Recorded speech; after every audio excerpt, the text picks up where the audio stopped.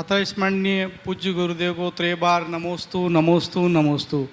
आपके चरणों की धूल और आपका आशीर्वाद जीवन पर्यंत मुझ पे बना रहे, ऐसी मैं आशा रखता हूँ। गुरुदेव, आजकल ग्रहों को लेकर कई चर्चा एवं भ्रांतियाँ हैं और उन्हीं के हिसाब से वास्तु और नख का महत्व बताते हैं। कृपया शंका का समाधान करें। देखिए, ग्रह नक्षत्रों की जो अवधारणा है इसे ठीक से समझने की जरूरत है। सबसे पहली बात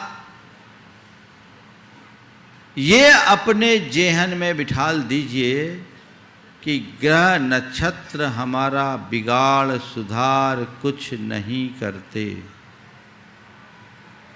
ये भ्रम है, वहम है कि ग्रह नक्षत्र हमारा बिगाड़ सुधार करते हैं। महाराज, ऐसी बात कर ले तो फिर ज्योतिष का सिद्धांत गलत होगा।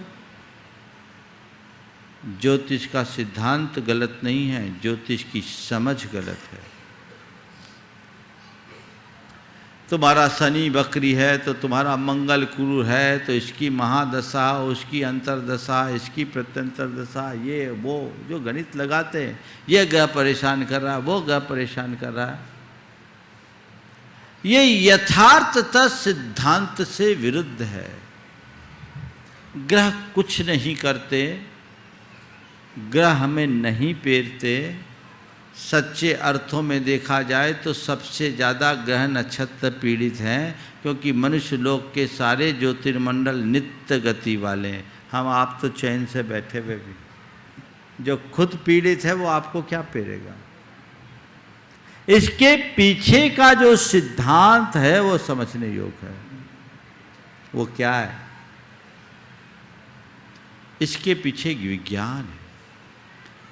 इस पूरे ब्रह्मांड में ऊर्जा का जो स्रोत है वो ज्योतिर्मंडल है और ये नित्य गतिमान है।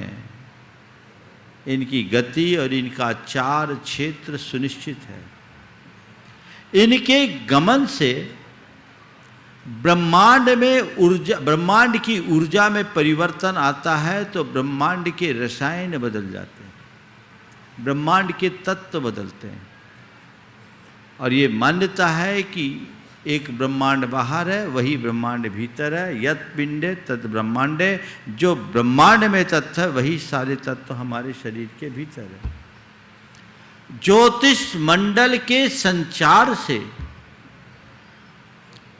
ब्रह्मांड के तत्वों में परिवर्तन आता है तो उससे हमारे शरीर के तत्वों का समीकरण बदल जाता है और तत्वों का समीकरण बदलने से हमारे शरीर के रसायन बदलते हैं। हमारे शरीर के रसायन बदलते हैं तो हमारे कर्मों का बंधन बदल जाता है, कर्मों की केमिस्ट्री चेंज हो जाती है। कर्मों की केमिस्ट्री चेंज हो जाती है, हमारे शुभ अशुभ भाव बदल जाते हैं और उसके अनुरूप परिणाम होता है। हमने कहना शुरू कर दिया इस ग्रह के कारण, इस नक्षत्र के कारण, ऐसा नहीं है। वे अपनी गति से चल रहे हैं। उनकी गति सुनिश्चित है। आज से 1,00,000 वर्ष आगे का पंचांग आज बनाया जा सकता है। तो हमारे ज्ञानियों ने एक विज्ञान विकसित किया कि इनकी गति निश्चित है, तो ये जाना जाए कि कौन सा ग्रह किस अक्षांश में रहेगा, किस स्थान पर रहेगा, तो उस समय इस ब्रह्मांड में कैसे कैसे तत्वों की प्रधानता होगी और उस समय जन्म लेने वाले लोगों के अंदर किस तरह के तत्व की अधिकता होगी, उसको एक प्रतीकात्मक रूप से गोचर बना करके लिख दिया गया। ये गोचर बन गया। जो जन्म पत्री है ना आपकी, तो ये एक सांकेतिक है। वहां कोई ग्रह नक्षत्र नहीं है, वह केवल संकेत।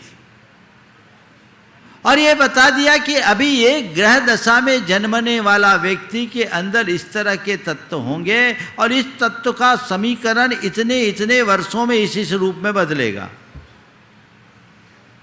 तो इससे बचने के लिए क्या करना है? अध्यात्म में प्रयोग करो, साधना करो, आराधना करो, अपनी भाव दशा को बदलो तो बहुत कुछ आप इनके प्रभाव को कम कर सकोगे।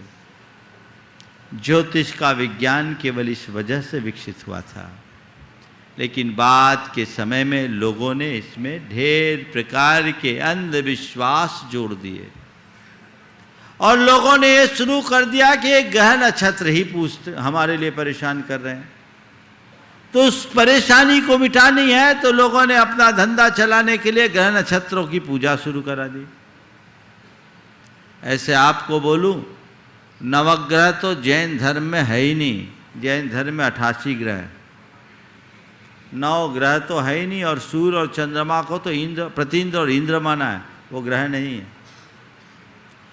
88 ग्रह बताए, 9 नहीं। ये नवग्रह का जो रूप है वो जैन धर्म के अनुकूल नहीं है। फिर भी जब लोग नवग्रहों से प्रभावित होने लगे तो उनसे बचने और बचाने के लिए हमारे आचार्यों ने एक काम किया। क्या किया? उन्होंने जिन प्रतिमाओं के नीचे लोकमान नवग्रहों को वंदना मुद्रा में अंकित कर दिया, जो ये संदेश देता है कि अगर तुम्हें अपने जीवन का भला चाहिए तो तुम ग्रहों को मत पूजो, भगवान को पूजो, क्योंकि ये ग्रह भी उन्हीं को पूजते हैं। 9वीं 10वीं 11वीं शताब्दी में ऐसा बहुत हुआ। आप कभी देवगढ़ जाएं, सिरोंजी जाएं, वहां की मूर्तियों में इनका अंकन है, और भी कई जगह है। ये चला, फिर धीरे धीरे धीरे लोग अपने ज्ञान का इस्तेमाल करने लगे और ग्रह दोष शमन के लिए तीर्थंकरों की साथ मैत्री मिला करके अलग अलग तीर्थंकरों को अलग अलग की आराधना को ग्रह शांति के लिए जोड़ दिया गया। फिर नवग्रह विधान हो गया, नवग्रह अरिष्ट निवारक पूजन हो गई और चीजें हो गई, लेकिन नवग्रह मंदिर नहीं बना। 20वीं शताब्दी से पहले कोई नवग्रह मंदिर नहीं बना। लोगों का रुझान उधर हो गया तो एक भ्रम हो गया। आज नवग्रह मंदिर भी बनने लगा। मानता हूं वो तीर्थंकरों की प्रतिमा ही है, लेकिन मेरी दृष्टि में ये ठीक नहीं है। क्यों? क्योंकि इससे एक बड़ा खतरा है। आने वाले समय में हमारी पीढ़ियां इन 9 को छोड़कर और कोई को नहीं पूजेगी, और उनकी पूजा भी परिग्रह निवारण के लिए नहीं, ग्रह निवारण के लिए करेगी। और एक संभावना ये हो जाए कि इन्हीं तीर्थंकरों को 9 ग्रह न मान ले तो जकड़ लेंगे, इसलिए नहीं होना चाहिए। अरे भगवान का स्मरण करो, भगवान की पूजा करो, भक्ति करो। सब जितनी भी तुम्हारे जीवन की बाधाएं हैं, पाप के उदय में है, पुण्य से ही कटेगी। लेकिन एक बात और गांठ में बांध के रख लेना, तुम चाहे कितने ग्रह को पूजो, चाहे जैसी देवी देवताओं को पूजो, और चाहे भगवान को भी क्यों ना पूजो, कर्म के तीव्रोदय में कोई निमित्त काम नहीं आता।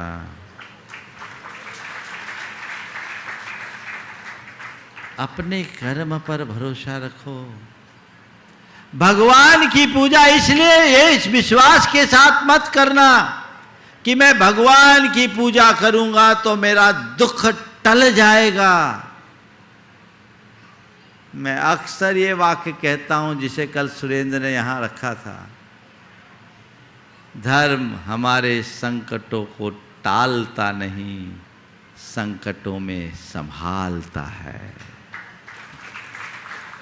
भगवान की भक्ति से तुम्हारा संकट टले ये सुनिश्चित नहीं है, पर भगवान की भक्ति से तुम संभलोगे ये पक्का है। बहुत ग्रह नक्षत्र और देवी देवताओं को पूजने वालों के उदाहरण है। एक शनि का ग्रह मिटाने वाला एक बाबा गर्दिश के दिन आए, अभी शायद सीखचों में ही है ना, क्या नाम है, चलो नाम नहीं लेता हूँ, शनि का ग्रह मिटाने वाले, धत्ती या धात ऐसा कुछ था। अब ये क्या है, गर्दिश के दिन आए, सबका शनि उतारने वाले के ऊपर शनि चढ़ गया।